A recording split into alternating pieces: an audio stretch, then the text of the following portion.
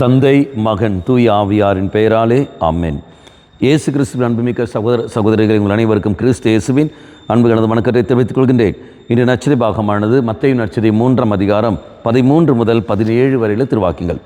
குறிப்பாக 15வது வாக்கியம், இப்பொழுது விட்டுவிடும், கடவுளுக்கு ஏற்புடையவை அனைத்தையும் நாம் நிறைவேற்றுவதுதான் முறை என பதிலளித்தார். அதற்கு யோவானும் இணங்கினார். நாம் பார்க்கின்றோம், இயேசு திருமுழுக்கு பெறுகிறார். யார் வழியாக? திருமுழுக்கு யோவான் வழியாக.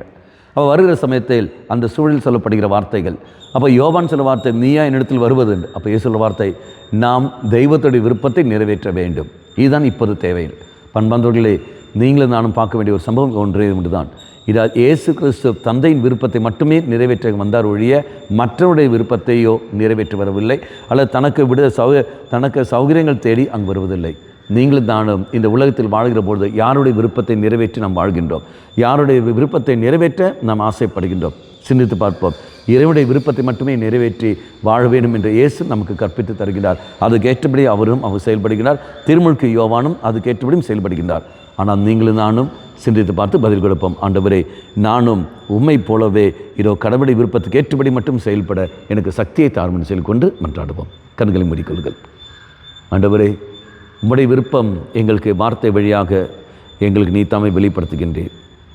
அந்த வார்த்தையை தினத்தோடு நான் படிக்கின்ற பொழுதும், அதை ஒப்பு கொடுத்து நான் மன்றாடுகிற பொழுது, திருப்பலி ஒப்பு கொடுத்து மன்றாடுகிற பொழுது நீர் எனக்கு அது அனுபவம் மாற்றி தருகின்றேன்.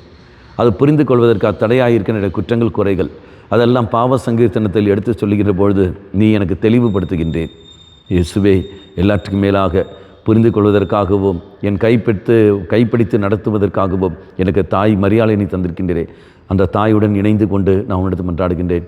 எனக்காக என் மேல் இரக்கம் வையும். அம்மா மாதாவே, தெய்வ மாதாவே, எங்கள் மாதாவே,